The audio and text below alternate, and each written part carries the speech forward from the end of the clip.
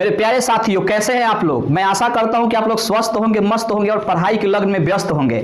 आइए हम लोग आज इतिहास के एक ऐसे अध्याय को पढ़ने जा रहे हैं जिससे हमको पढ़ के ये पता चलेगा कि आज जो हमारे भारत में मंदिरों और मस्जिदों के लेके इतनी लड़ाइयां हो रही है हिंदू और मुस्लिमों के बीच, ऐसा क्यों कंडीशन बनते जा रहा है भारत का, तो ये हम जानेंगे। तो इसमें हम ये जानेंगे कि भारत पे सबसे पहले कौन ऐसा मुस्लिम शासक था जो आक्रमण किया था। अगर आप लोग इस वीडियो का सपोर्ट करते हैं तो मैं इस प्रकार से भारत के इतिहास को आपको बताऊंगा कि आप लोग जान पाए कि भारत में ऐसा कंडीशन क्यों है। तो सबसे पहले हम लोग जानेंगे कि भारत पे सबसे पहले सफल जो आक्रमण किया था मुस्लिमों ने, वो कब किया था और किस लिए किया था और क्यों किया था। तो सबसे पहले भारत पे जो सफल आक्रमण किया था उसका नाम था उसका तो मोहम्मद बिन कासिम उसका नाम था।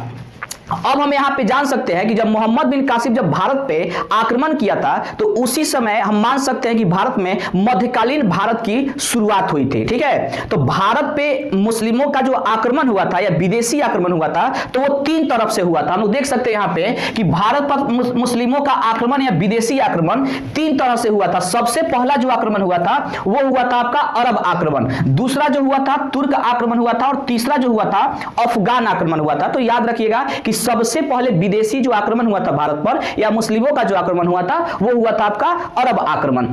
तो हम देखते हैं कि जो अरब आक्रमण हुआ था तो उसमें से सबसे पहले कौन ऐसा अरबी था जो भारत पे आक्रमण किया था, तो उसका नाम था मोहम्मद बिन कासिम नाम था।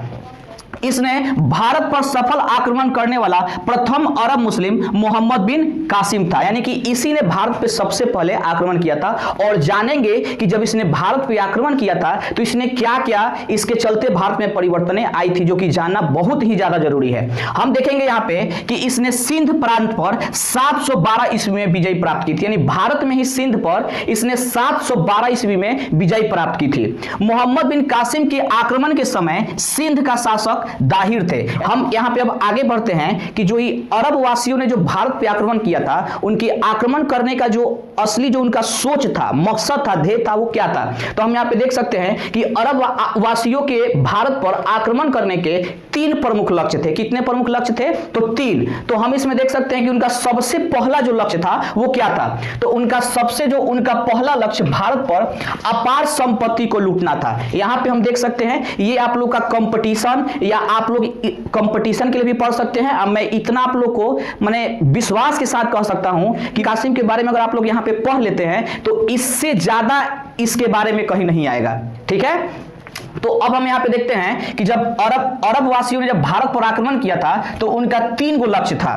पहला लक्ष्य क्या था कि अपार संपत्ति को लूटना। यहां पे हम नोट में देख सकते हैं कि आक्रमण का वास्तविक जो कारण था, आक्रमण का वास्तविक कारण सवाल पूछेगा कि अरब वासियों ने जब भारत पर आक्रमण किया था तो उसका वास्तविक कारण क्या था, तो उसका वास्तविक कारण था कि भारत की आर्थिक संपन्नता, यानी कि भारत जो थी एकदम सोना चांदी से भरा पड़ा था और यहाँ पे व्यापार भी बहुत अच्छी से होती थी। तो अरब वासियों का ध्यान इस पे पड़ गया था कि अगर हम भारत को लूटते हैं तो इससे हम लोग को बहुत ही लाभ हो सकता है।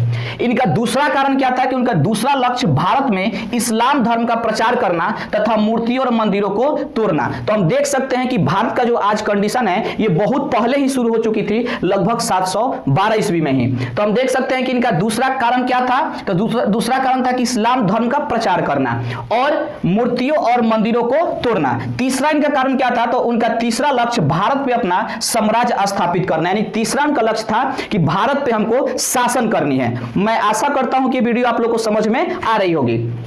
अब हम देखते हैं कि जो इनका तीनों लक्ष्य था, जो ये सोच के इनके जो तीन को प्रमुख लक्ष्य था जिसको ये सोच के भारत पे आक्रमण किए, तो यहां पे हम देख सकते हैं कि अपने इस सोच का यानी ध्येय की पूर्ति करने के लिए उन्हें भारत पर आक्रमण करने का कारण भी मिल गया। यानी अब देखिए, कहीं पे आप तो बिना मतलब किसी पे आक्रमण कर नहीं सकते हैं, तो उनको कोई ना कोई कारण तो चाहिए कि बता के कि हाँ जी हम इसलिए आप पे आक्रमण कर रहे हैं। तो उनको एक सही कारण मिल गया। वो कारण क्या था, तो वो कारण था कि श्रीलंका के शासक ने खलीफा वलीद के लिए कुछ उपहार भेजे थे। एक श्रीलंका का शासक था जो खलीफा वलीद के लिए कुछ उपहार भेजे, जिन्हें सिंध के देवल नामक बंदरगाह पर समुद्री लुटेरों ने लूट लिया। यानी कि एक श्रीलंका के शासक थे जो खलीफा वलीद के लिए कुछ उपहार भेजे थे, जिसे सिंध प्रांत में ही एक देवल नामक बंदरगाह था, जहां पे कुछ लोगों ने क्या किया कि उसको लूट लिया।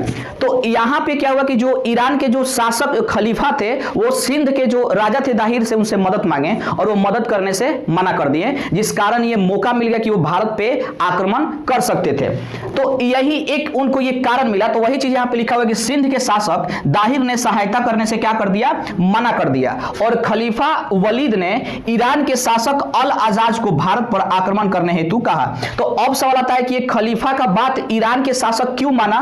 तो ये इसलिए माना क्योंकि ये जो खलीफा होता है ना, खलीफा जो होते हैं इस्लाम धर्म में, ये इनको सबसे बड़ा जो होता है इस्लाम धर्म के गुरु माना जाता है, और सभी देश जो होते हैं इनके अनुयायी होते हैं, इनकी बात मानते हैं। तो इन्हीं का बात मान की शासक ने अल आजाज ने भारत पर आक्रमण के लिए तैयार हो गया कि हाँ हम भारत पे आक्रमण करेंगे। तो बात ये आता है कि अल आजाज से बात हुआ था आक्रमण करने के लिए, और आक्रमण मोहम्मद बिन कासिम ने क्यों किया, इस बात को हम लोग आगे समझते हैं।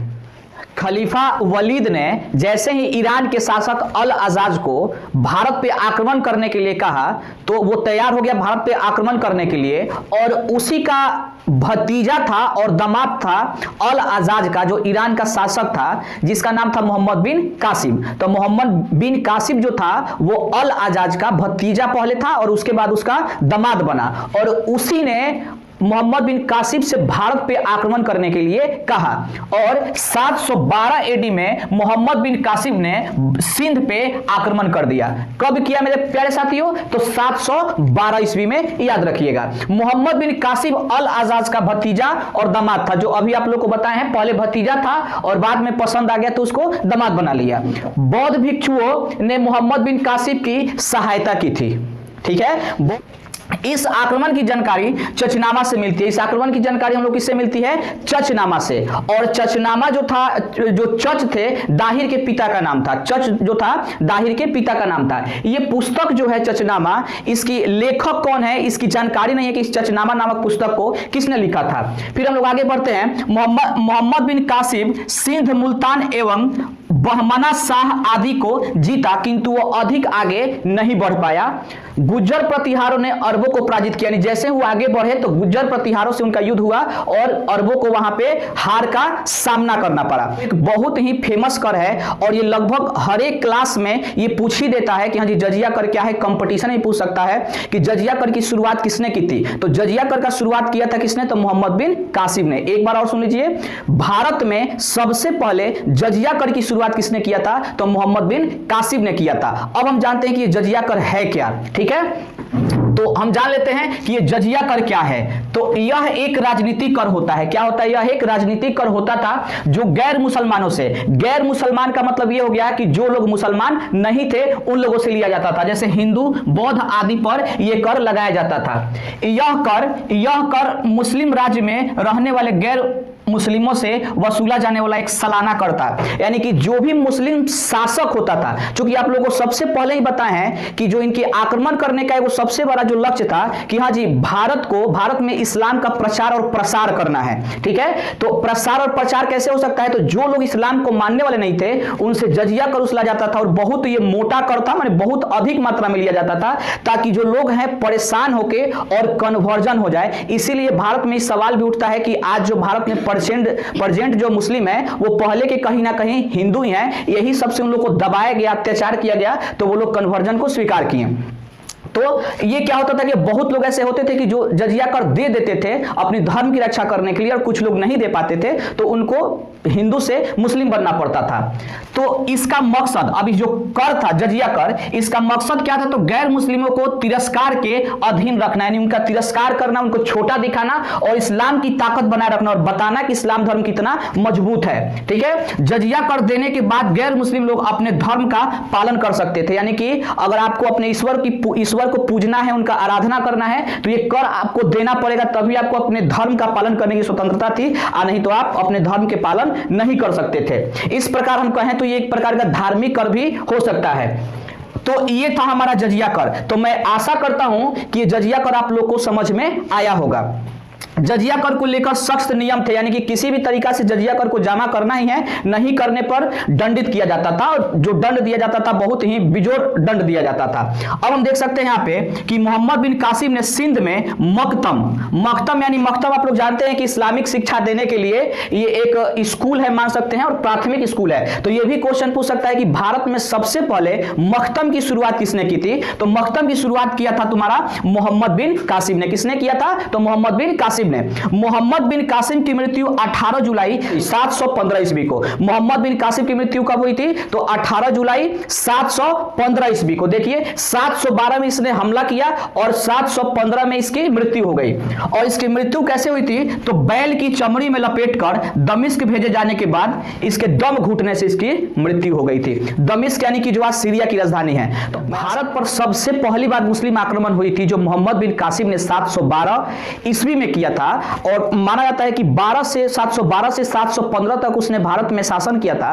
तो उसके समय में कुछ पुस्तकों को अरबी में अनुवाद किया गया था। तो आइए हम उस पुस्तकों को देखते हैं कि वो कौन कौन सी पुस्तकें थी इसको अरबी में अनुवाद किया था। मैं कोशिश करूंगा कि आप लोगों को समझ में आए। तो हम देख सकते हैं कि हेडिंग में डाला गया है कि मोहम्मद बिन कासिम के शासनकाल में कुछ प्रमुख जानकारियां क्या क्या थी। तो ब्रह्मगुप्त द्वारा लिखित पुस्तक ब्रह्मा सिद्धांत एवं खंड खाद, जिसको खंडवाद के नाम से भी जाना जाता है, का अरबी में अनुवाद भारतीय विद्वानों की सहायता से अल फाजरी ने किया था। इसको ध्यान रखना है कि किसने किया था?